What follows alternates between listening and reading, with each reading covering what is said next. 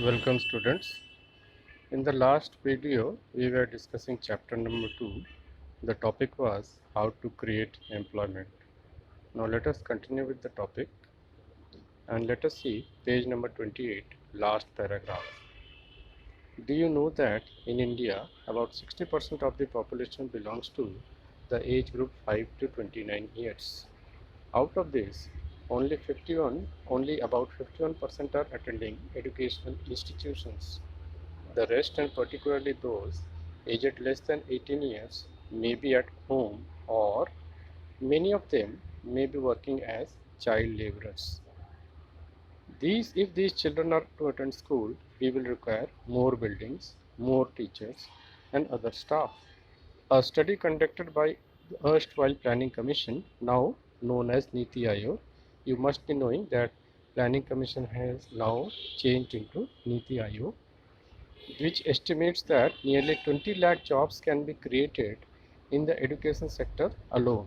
So we now come to know that in the education sector also there are immense opportunities of creating jobs or employment, because half of the children are still not going to the school, and our young population who can go to the school is about 50%.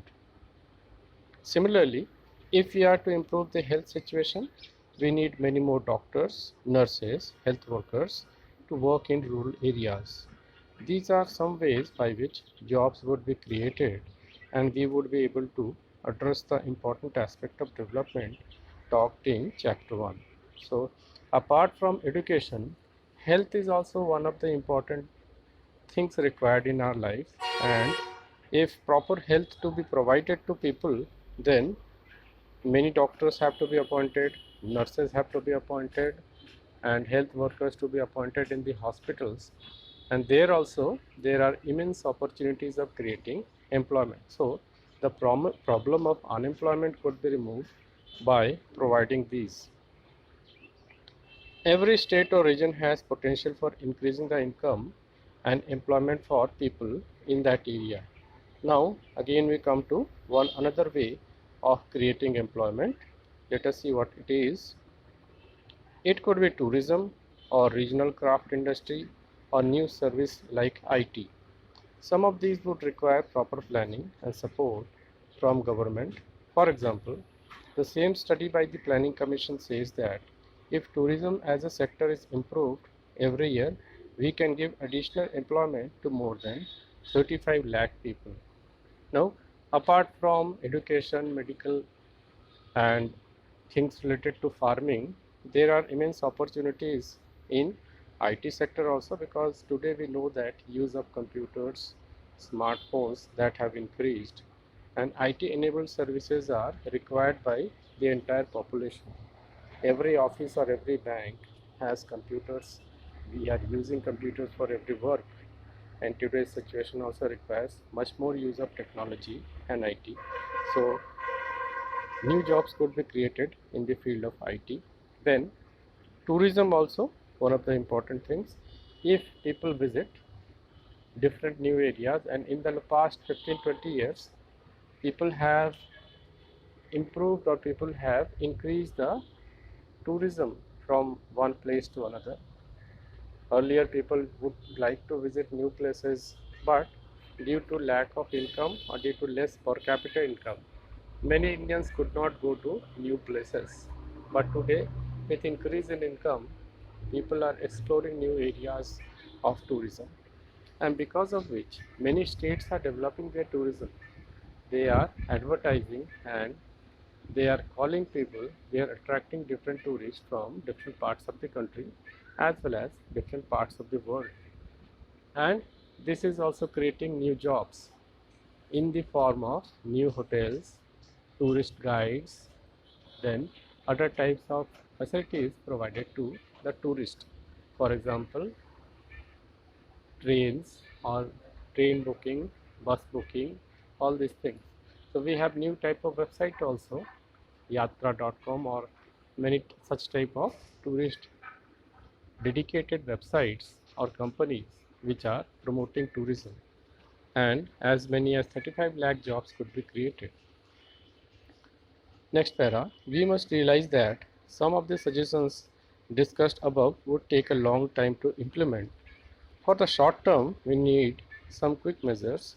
Recognizing this, the central government in India made a law implementing the right to work in about 625 districts of India. It is called Mahatma Gandhi National Rural Employment Guarantee Act 2005 or Manrega 2005. So you must be knowing about Manrega or Narega, which was started in 2006, which was implemented or passed in the parliament in the year 2005, and then it was implemented from 2006. Why was Narega implemented? The reason behind it is that new job opportunities such as having a agriculture oriented industry in a village, or building schools, medicals, or developing tourism, IT industry, it would take a long time, for example 10 years, 15 years. So for the time being, the government decided that when they are developed and when it takes a time of 10-15 years to develop all these industries, meanwhile we could provide job to people in the form of schemes like Narega. Under Narega, what is done? People are provided job, particularly which are labor oriented job. For example, digging a well, digging a small pond, making village roads, and mainly these things are using manual labor rather than machines. So automatic work is not done, everything is done manually by laborers because they have to be provided job and wages. Under Manrega 2005, all those who are able to and are in need of work in rural areas. Remember, Narega is active in rural areas, not in cities, because in cities jobs are already available. Then work in rural areas are guaranteed 100 days of employment in a year by the government. If the government fails in its duty to provide employment, it will give unemployment allowances to the people. Now, there is a guarantee from the government that if the government is not able to provide 100 days of job, suppose a laborer gets 90 days of job, he will get the wage for 90 days. In addition, he will get wage for remaining 10 days without any work. So, government is guaranteeing that you will get wage for at least 100 days in a work even if you don't have the job. And government is providing job to people in most of the places. More than 100 days of job is provided to the people, and a person who is registered under Narega, that person or laborer is being provided job.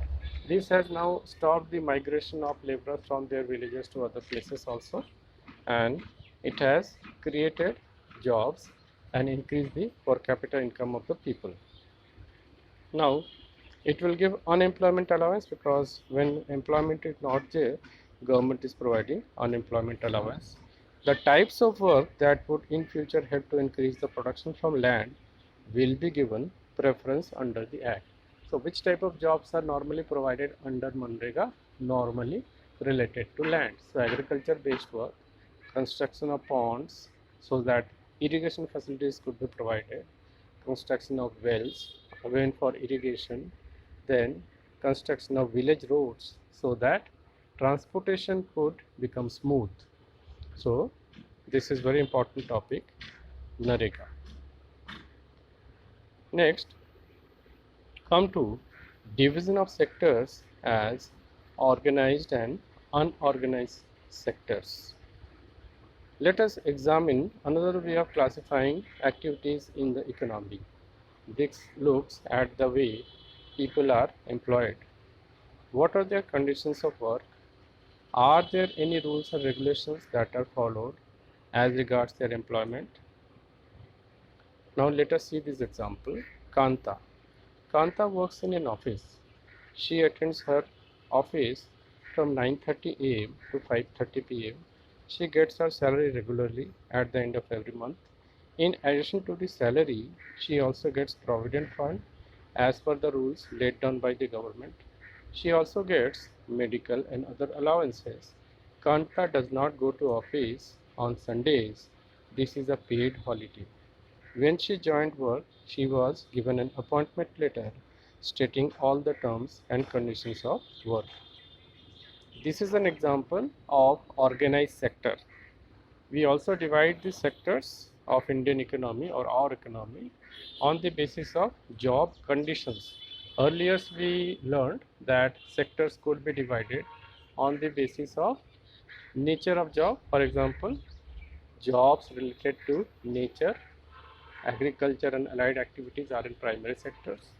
Job related to conversion of raw material into finished goods are in the secondary sector, and jobs which are providing services, they are in the service sector or tertiary sector.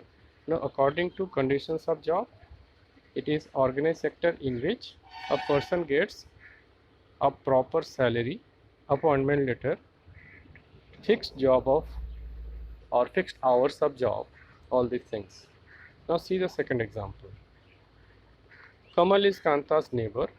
He is a daily wage laborer in a nearby grocery shop. He goes to the shop at 7:30 in the morning and works till 8 p.m. in the evening. He gets no other allowances apart from his wages. He is not paid for the days he does not work. He has therefore no leave or paid holiday, nor was he given any formal letter saying that he has been employed in the shop. He can be asked to leave anytime by his employer. Now, this is an example of unorganized sector in which a person has no guarantee of job. In organized sector, there is a guarantee of job. In unorganized sector, there is no guarantee of job and no other facilities. Now let us see. Do you see the differences in the conditions of work between Kanta and Kamal? Kanta works in organized sector. Organized sector covers those enterprises or places of work where the terms of employment are regular and therefore people have assured work. They are registered by the government and have to follow its rules and regulations, which are given in various laws such as the Factories Act, Minimum Wages Act, Payment of Gratuity Act, Shops and Establishment Act, etc. So all these acts are followed by the organized sector, and organized sector employer provides all the facilities to the workers who are working in organized sector. It is called organized because it has some formal processes and procedures. Some of these people may not be employed by anyone, but may work on their own, but they too have to register themselves with the government and follow the rules and regulations. Now, examples of these are doctors, lawyers, chartered accountants, who are also considered in the organized sector, but they are not employed under anybody. They have their own practice and they are registered. Since they are registered, they are also under organized sector. Next, workers in the organized sector enjoy security of employment because they have appointment letter and they cannot be removed without any proper reason. They are expected to work only in a fixed number of hours. So normally a timing, for example in a bank or any office, you will observe there is a fixed timing, 10 a.m. to 5 p.m. or 9 to 5, like this. They are expected for fixed number of hours. If they work more, they have to be paid overtime.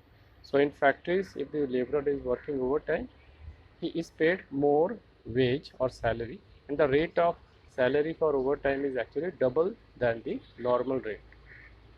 Then they also get several other benefits. What are the benefits?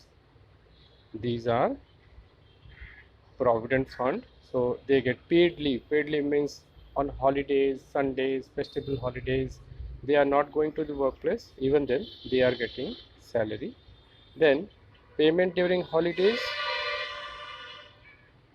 Payment during holidays, as I discussed, Sundays or other holidays. Paid leave, you have a leave of around 10 days or 15 days in a year. So according to your wish, you can take holiday of 10 or 15 days, and for which you will not be having to sacrifice a salary. No salary will be deducted. So in case a person is sick, that person can take a paid leave. They are supposed to get medical benefits. Provident fund is provided, gratuity is provided. Provident fund is a service of benefit provided to the employees by the employer, in which every month a certain amount, which is around 10% of the salary, is deducted from the employee, and again additional 10% is deposited by the employer in account called provident fund account. So every employee has a separate provident fund account in which 20% of their salary is deposited every month. So you can imagine that this amount grows into a large fund by the retirement of the person, and after retirement he or she gets the amount of provident fund.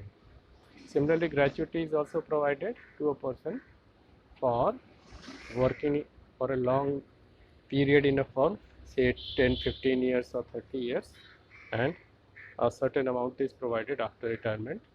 Apart from it, they get medical benefits. Under the laws, the factory manager has to ensure facilities like drinking water and safe working environment. When they retire, these workers get pensions as well. So after retirement, a person gets pension in organized sector. In unorganized sector, these are not provided. So in contrast, Kamal's work is in the unorganized sector. The unorganized sector is characterized by small and scattered units which are largely outside the control of government. So unfortunately in our country, large number of people are working in unorganized sector. They don't have formal appointment letter, they don't have fixed job hours, they don't have paid leave, they don't have any retirement benefit. So their future is uncertain, they have no security of job. These are rules and regulations. There are rules and regulations, but these are not followed. Jobs here are low paid and often not regular. So low paid jobs are provided, for example working in any shop or any small factory, and they don't have other facilities. There is no provision for overtime, paid leave, holidays, leave due to sickness, etc. Employment is not secure. So if the boss does not like the work, or if there is any small quarrel between the boss and the employee, the boss may ask the employee to leave the job anytime. There is no guarantee of work. So even if the employee is correct, the boss who is wrong may ask the employee to leave the job.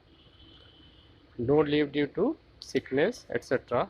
Employment is not secure. People can be asked to leave without any reason. When there is less work, such as during some seasons, some people may be asked to leave. A lot also depends on the whims of the employer. So on the wishes and whims of the employer also, the job is depending.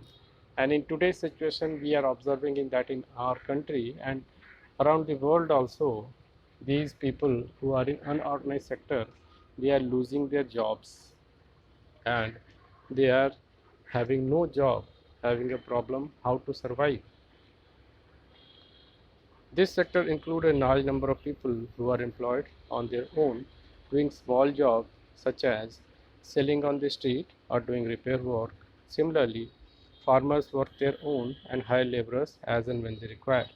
So apart from people who are having small jobs under any employer, the people who are having small odd jobs of their own also, for example a tailor, or a person selling fruits in a fruit cart on the streets, or selling vegetables, and many more jobs like this, a cobbler, washerman, they are all in the unorganized sector because they don't have any guarantee. So you have observed that in the recent time, people like barbers have lost their jobs, the saloons were closed for about 6 months and they had nothing to do. So they are in the unorganized sector where there is no guarantee of job. And similarly, farmers also do not have any guarantee by the government. They have their own activity or own job. If the farmer is able to sell the products profitably, the farmer is having a profit. Otherwise, the farmer also had to face loss and do not have any job in the off season. So with this we come to end of the topic and discussion today. Please go through these questions, and In the next video, I will discuss the next topic. Thank you.